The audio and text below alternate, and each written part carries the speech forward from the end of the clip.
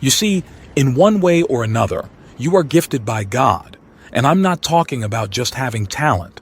I'm talking about something deeper, something divine that the Creator of the universe specifically placed within you. And here's the beautiful truth. There is no human being created by God who walks this earth without a unique gift. But when these gifts go unnoticed or unused, they remain dormant and are not activated at all. Let me share a simple story that might hit close to home. Imagine standing at heaven's gates and Peter asks you one question. What did you do with the gift God gave you? And you respond, confused, I didn't know I had anything special. Peter then shows you a beautiful box, your gift, still wrapped, never opened. He gently reveals that inside was exactly what someone needed, perhaps the gift of encouragement that could have prevented a suicide, or words of wisdom that could have guided a lost soul home. But because it remained unopened, those lives were never touched. You see, many of us have bought into the lie that spiritual gifts are only validated by fame, success, or a platform. We see someone on stage preaching to thousands and think, now that's a spiritual gift. Meanwhile, we overlook the person quietly counseling broken hearts in their living room, or the one whose prayers move mountains though no one sees them pray. Your gift isn't about being in the spotlight. It's about making a difference. Every gift God gives is meant for more than just personal success. These gifts are special tools designed by God to help build His kingdom and bring Him glory. Think of it like this. When a skilled craftsman makes a tool, he has a specific job in mind for it.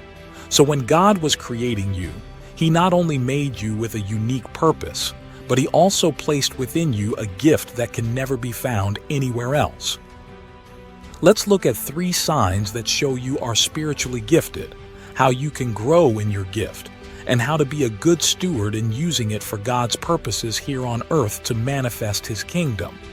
But before we begin, I want to ask you a simple favor. I want to ask you to subscribe to my channel and activate the notification bell to receive updates on new videos. By doing so, you will help our ministry reach more people. And also you can help us share this video to your loved ones. Now let's look at the first clear sign that shows you are spiritually gifted. As I share this, I want you to think about times in your life when you may have experienced this. The first clear sign that reveals you are spiritually gifted is spiritual opposition. When you're under spiritual attack, it's almost always a sign you're doing something right. Let me explain why this matters in recognizing your spiritual gifts. Spiritual opposition is one of the clearest indicators that you're carrying something valuable for God's kingdom. Just like a thief doesn't break into an empty house, the enemy doesn't waste time attacking what isn't a threat. When you face unexplainable resistance in areas where you're gifted, it's often heaven's confirmation that you're onto something significant. Consider Moses, one of the most powerful examples of how spiritual gifts attract spiritual opposition. At his birth, Pharaoh suddenly ordered the killing of all Hebrew male babies. But this wasn't just political strategy. It was spiritual warfare at its finest. The enemy sensed a deliverer had been born, someone whose gift would liberate an entire nation from bondage. Before Moses could even speak his first word, darkness was already trying to extinguish his light. Think about it. Why such extreme measures to eliminate one baby? Because the enemy could sense the weight of destiny on Moses' life. That's how spiritual opposition works. It's not random, it's reactive. The size of the attack often reveals the size of the threat you pose to darkness. The same principle applies to your life today. That business acumen God gave you, it's not just about profits. It's about funding kingdom projects and demonstrating God's excellence in the marketplace.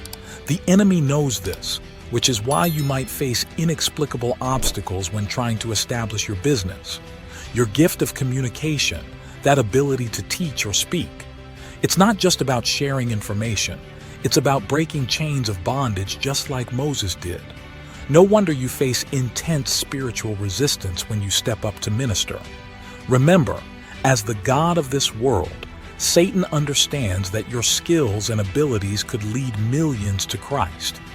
He knows that your gift of encouragement could prevent countless suicides, that your teaching gift could bring revelation to thousands, that your leadership gift could transform communities. This is why you face such intense opposition. So when you begin to experience these signs in your life, when doing the right thing seems to attract the wrong attention, when stepping into your purpose feels like walking into a war zone, rejoice. This opposition is a clear indication that there's something uniquely powerful about your life and calling. Don't let the attacks discourage you. Instead, let them confirm that you're carrying something valuable. The size of the opposition often indicates the size of the opportunity. The enemy doesn't fight what isn't effective. He doesn't try to stop what isn't going to advance God's kingdom. Another sign that reveals you are spiritually gifted is inner passion and divine pull. Have you ever felt a strong passion inside you that just won't go away? That feeling that keeps you awake at night, pushing you to do something? I want you to know that this feeling isn't just by chance. It's often God guiding you to your spiritual gift. You see, Proverbs 18:16 reveals something remarkable. A man's gift makes room for him. Notice it doesn't say you have to make room for your gift. Your gift will create its own space, open its own doors, and establish its own platform. But first, you have to recognize it. Let me paint this picture. Maybe you're sitting in church, and every time someone steps up to lead worship, something stirs in your spirit. You find yourself thinking, I know I could do this. That's not pride speaking. That's your gift calling out to be expressed. Or perhaps every time you see someone hurting, you feel an unexplainable urge to help, to counsel, to speak words of comfort. That's not just empathy. That's the gift of encouragement trying to emerge. Let's look at David's story.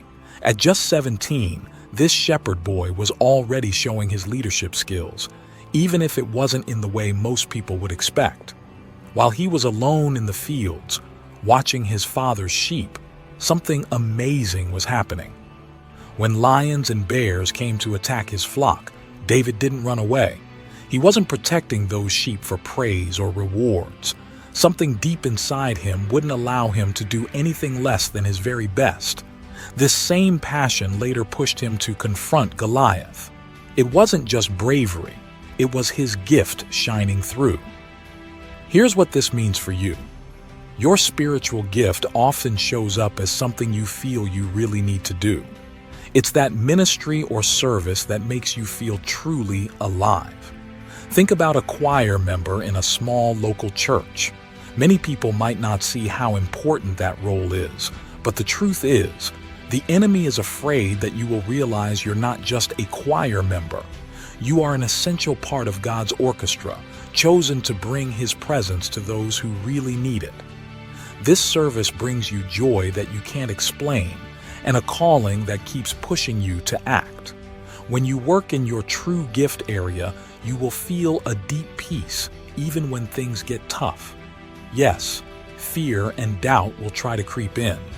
You might wonder, who am I to take this step? But remember, David didn't start by fighting giants.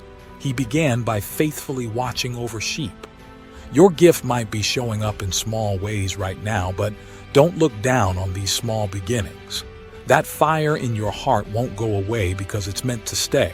It's God's way of telling you that you have something the world really needs. The last sign you are spiritually gifted is supernatural results. One of the clearest signs that you are walking in your spiritual gift is when you witness results that seem impossible given your natural abilities. It's those moments when you step back and think, that couldn't have been me. That's what we're talking about here. Here's what this looks like in real life. Imagine someone who never went to business school, yet they have an unusual ability to start and grow successful kingdom businesses. Or think about that person who never studied counseling, but somehow, When they speak into people's lives, deep healing happens. That's your gift, operating beyond your natural limitations. The Bible captures this perfectly in 2 Corinthians chapter 12, verse 9, where God told Paul, "My grace is sufficient for you, for my power is made perfect in weakness." This isn't just a nice Bible verse. It's a blueprint for recognizing your spiritual gift. When you see supernatural results despite your natural limitations, pay attention. That's often God highlighting your gift area. Let me make this practical. Maybe you're naturally shy, but when you stand to teach God's word, something shifts. Suddenly, you speak with an authority that surprises even you. Or perhaps you have no formal counseling training, yet people constantly tell you, "Your words change my life."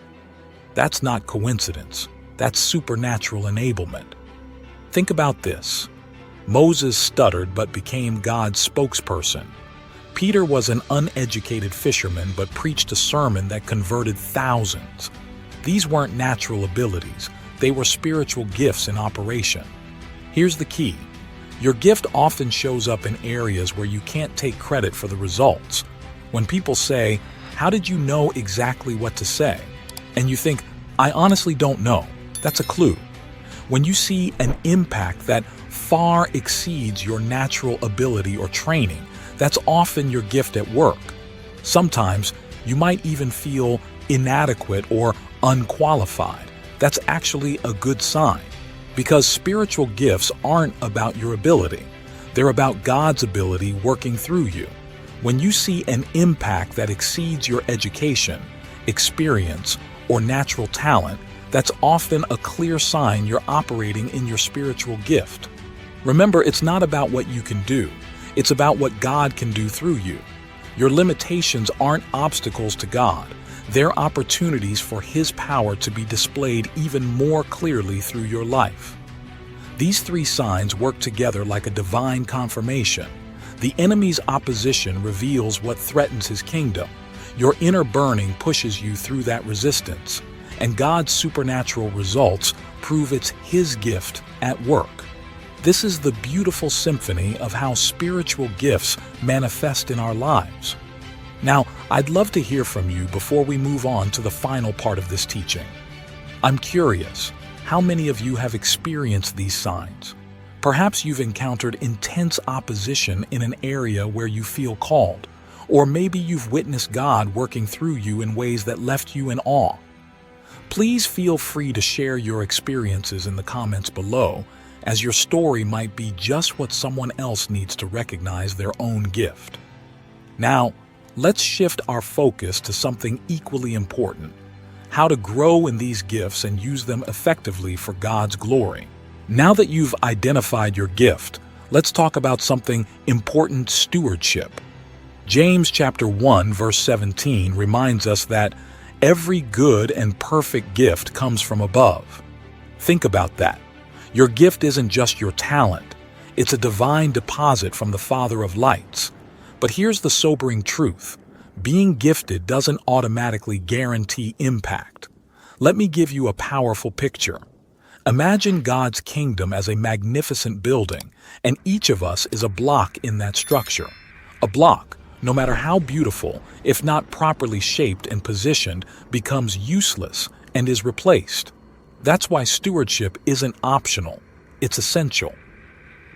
1 Peter chapter 4 verse 10 tells us, "As each has received a gift, use it to serve others as good stewards of God's varied grace." Notice the language. We're not owners, we're stewards. Your gift isn't about you. You're meant to be an expression of God's grace to a fallen world. But here's where many of us miss it. It's not enough to be gifted. The gift must be developed.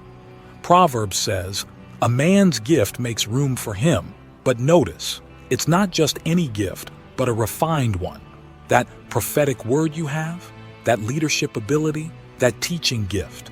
It won't grow by default. It requires intentional development. Let me break down 3 essential principles of good stewardship. First, discipline in development. Your gift is like a seed. It needs nurturing to grow. This means daily devotion, consistent practice, and continuous learning. If you're a teacher, study to show yourself approved. If you're a worship leader, invest time in developing your craft. Remember, Jesus said, "Let your light shine," but a light needs maintaining to keep burning bright. Second, accountability in growth. No gift grows in isolation. Submit yourself to spiritual leadership. Find mentors who can guide you. Accept constructive feedback. It's not criticism, it's cultivation. Even Paul had Ananias. Timothy had Paul. Who's speaking into your gift? Third, excellence in service. Start small, but serve excellently. Whether you're teaching 2 people or 2,000, give it your absolute best. Jesus said, if you're faithful in little, you'll be trusted with much. Don't despise small beginnings. They're your training ground. But let me also warn you about 3 dangerous pitfalls. Pride. The moment you think you're indispensable, you become unusable. Comparison. Your gift isn't meant to compete with others, but to complete God's purpose. Neglect. An unopened gift helps no one. Don't bury what God gave you to multiply. Here's the beautiful truth. When you steward your gift well, it becomes a conduit of God's grace. That business acumen, it's meant to demonstrate God's excellence. That counseling gift, it's meant to reveal His healing touch. That leadership ability, it's meant to show His guidance. Remember, Jesus didn't say, "You are the gift to the world." He said, "You are the light of the world." Your gift isn't about showcasing your abilities. It's about revealing His glory. Every time you use your gift with excellence and humility, you're letting His light shine through you. So start today. Invest time with the one who gave you the gift. Study His Word. Practice your craft. Serve faithfully. Let every use of your gift be a deliberate act of worship, knowing that you're not just using a talent, you're stewarding a divine deposit for His glory. As we close, let me remind you of something powerful. Every gift you have is meant to reflect God's glory, not build your own kingdom. Just as stars don't shine to bring attention to themselves, but to light up the dark night sky, your gifts aren't meant for entertainment or self-promotion. They're meant to illuminate God's greatness in a dark world. Remember this, when you step out to use your gift, you're not stepping out alone. The same God who deposited that gift within you stands ready to empower you. Don't let fear hold you back. Don't let doubt silence your voice. Your gift isn't about you, it's about His glory being revealed through you. Let me pray for you. Father, I thank you for every person watching this video. I pray that you would activate the gifts you've placed within them. Give them courage to step out in faith, wisdom to steward these gifts well, and grace to use them for your glory alone. Let their lives become living testimonies of your power working through yielded vessels. In Jesus' name, amen.